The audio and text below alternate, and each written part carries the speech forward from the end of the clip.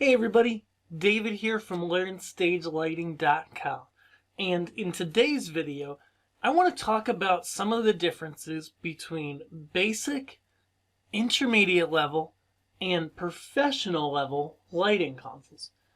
And the reason why I want to discuss this today is this is one of the biggest mismatches that I see when I'm talking to people who might be having trouble controlling their lights or might not be able to do the things with their lights that they want to be able to do. Ultimately, here at Learn Stage Lighting, my number one goal is to get you, my viewers, to be able to create a great, exciting, interesting lighting show for whatever you like, whether it's band, church, DJ, theater, or some other type of event. And I want you to be able to do that easily. I want you to be able to learn what you need to know to create great lighting in your context, whatever that looks like in your specific context. And as you may know, this can range a good bit. And that's why often I hear from people when I'm talking about one console or another, and I might get a YouTube comment or an email that says, well, I know you used to promote and say this console, but in this video you're recommending this console. Which is your recommendation? And without any context as to your exact situation, I can't give you an answer. You know, I usually, if it's one of my members or something like that, I usually list out, basically, if you're trying to do this and this, go here. If you're trying to do this and this, go there. But it's kind of where I leave it. So I want to just walk through the three main types of consoles and what some of the differences are. Because getting back to my first point, the biggest mismatch that I see, the biggest struggle and frustration I see from people is when they have a console that's not matched to their needs for what they're trying to do with lighting.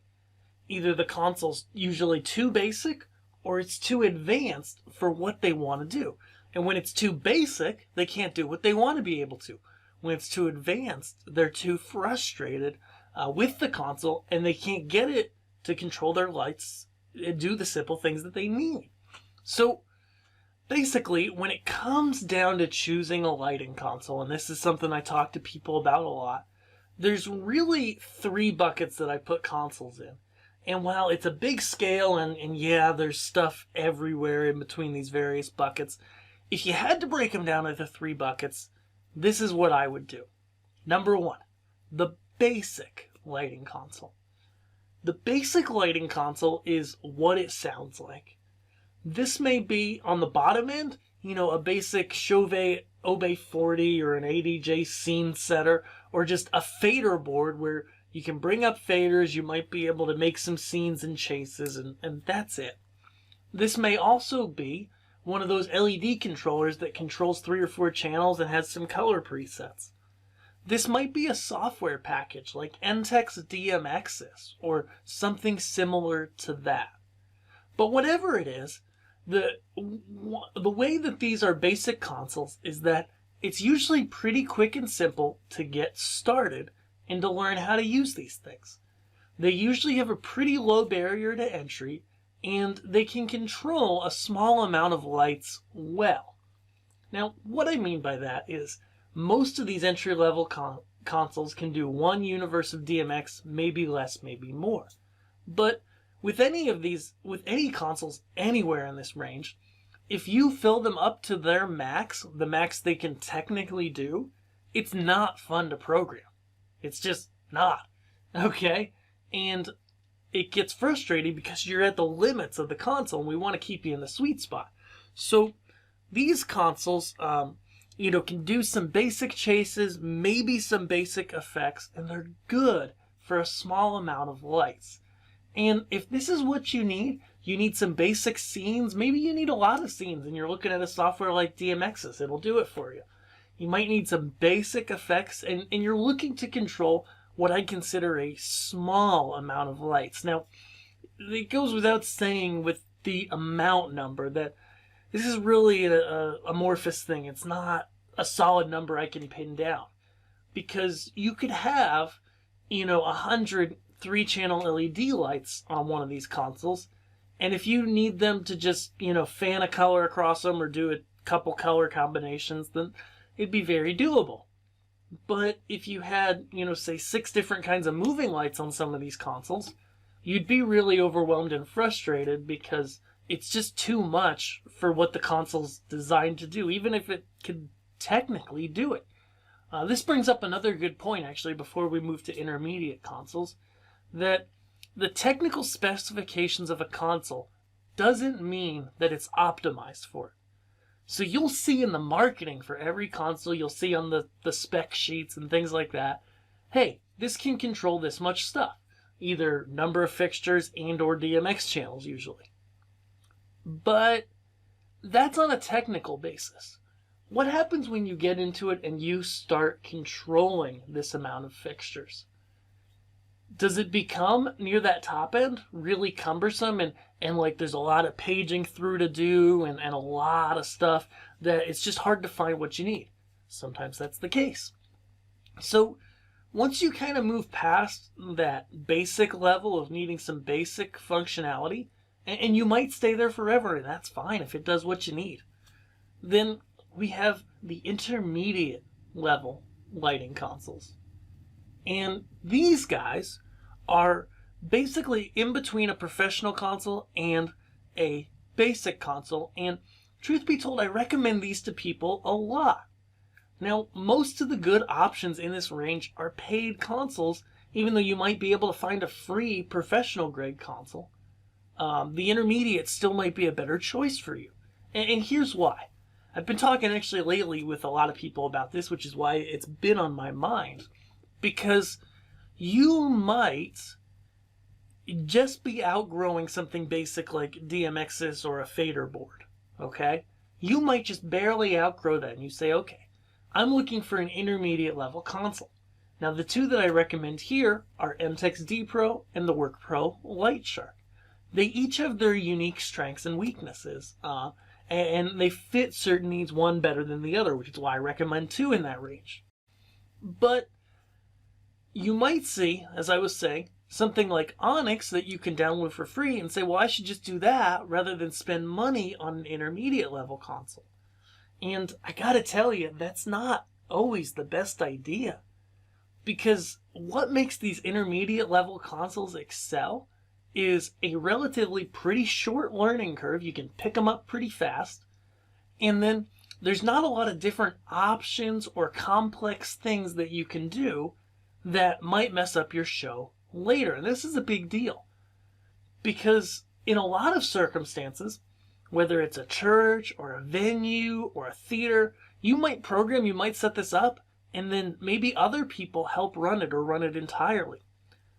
And if you're at that intermediate level, you might want to be able to lock down that console or not have a lot of options there so that it's simpler for a volunteer to program or to add things, or so they can't, so that they don't mess up the programming that's there.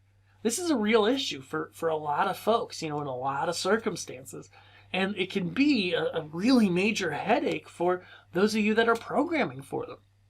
So I really like to recommend these to people that are having, in general, about less than 50 lights, but they feel like they've outgrown these basic consoles, where they look at them and they say, that's too simple for me.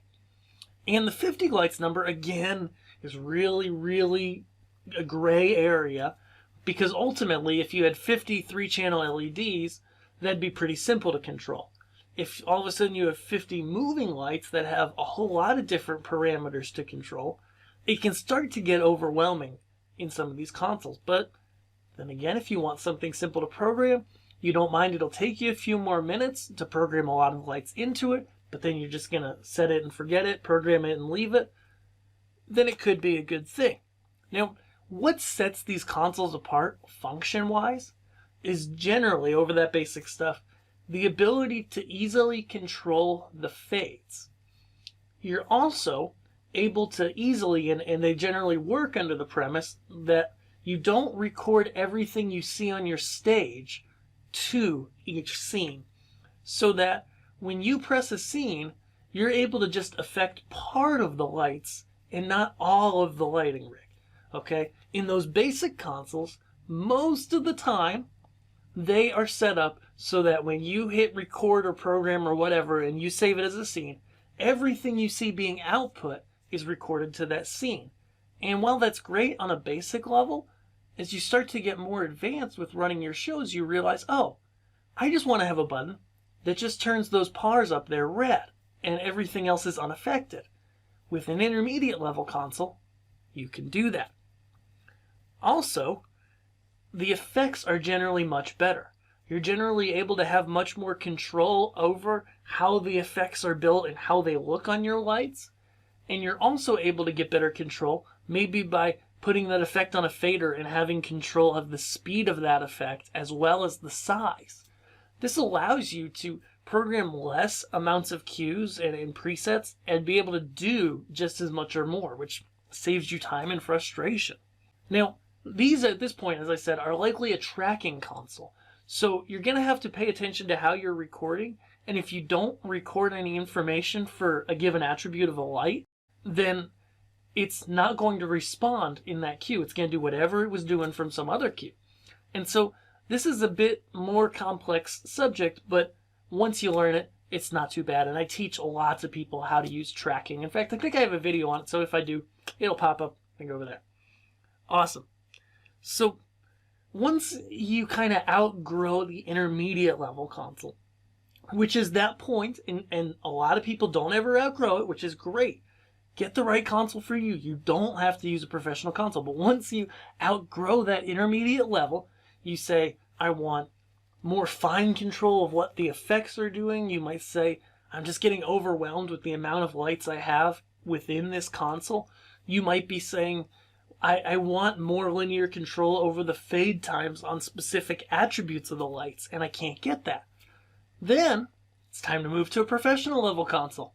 And my pick in this range is generally Onyx. I love it. It's a great piece of software. It's great on the console hardware that they sell too. And I got to tell you, this is my big disclaimer about professional level consoles. Onyx included, but not the only one. This is the same for MA, for Hogs, for Jans Vista, whatever.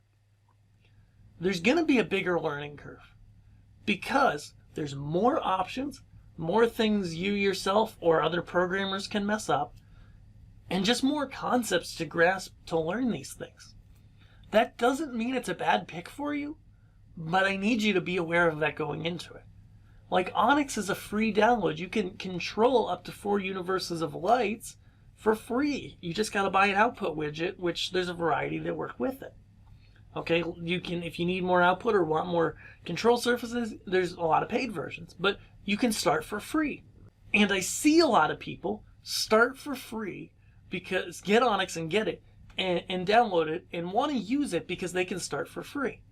But at the end of the day, they might save themselves a lot of hours of learning and frustration if they just go buy an intermediate level console instead of trying to make a professional level console do what they want and having to get all that learning curve.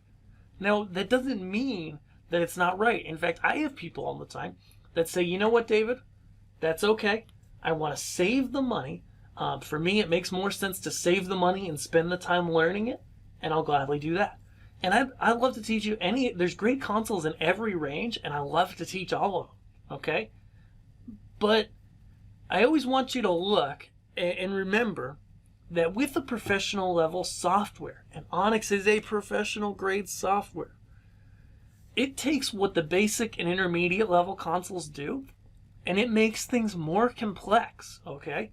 There's more options, more things you can press, more stuff you can mess up as you're programming that you need to learn, and it's going to take a significant amount more time to learn, especially if you don't have experience programming anything at all. If you have experience programming one of the earlier, simpler consoles, then oftentimes, especially if I'm teaching you, say through Learn Stage Lighting Labs, so you can check it out at learnstagelighting.com/labs, I can say, okay, you're used to doing this in this console, here's how it translates to Onyx, and that can jumpstart your way to learning.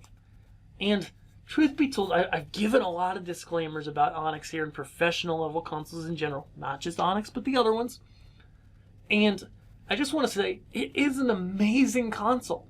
And I recommend it to so many people. And I have so many people that have taught it, that love it, and all that jazz. But look closely when you're buying a console, when you're making a purchase for whatever context you're lighting. And decide, do I need all the features that Onyx has or a professional level console has? Or really, do I need something more in the middle? Maybe even a basic console to do everything that I need to do. Because at the end of the day, I want you to get the console that's right for you. I recommend all these consoles. I have one in every range, like I mentioned, or two. And they're all great. They all have their own unique abilities and things they're great at. And so I hope you've enjoyed this look at what separates these three types of consoles apart. Now, if you've enjoyed this video, give it a big thumbs up below, and also comment below and tell me what console you're using right now, if you do use lighting. As well as if you want more information, if you want to go deeper, you're having trouble maybe deciding on a console, you might be considering an upgrade, or you want help learning one of the consoles that I cover, then check out Learn Stage Lighting Labs. You'll see below I'm going to have a link to Learn Stage Lighting Labs, as well as a link to an article about how to choose your first lighting console. And it breaks down into these three groups, the consoles that I like to recommend. Thanks for subscribing, and I will see you guys on the next video. Bye.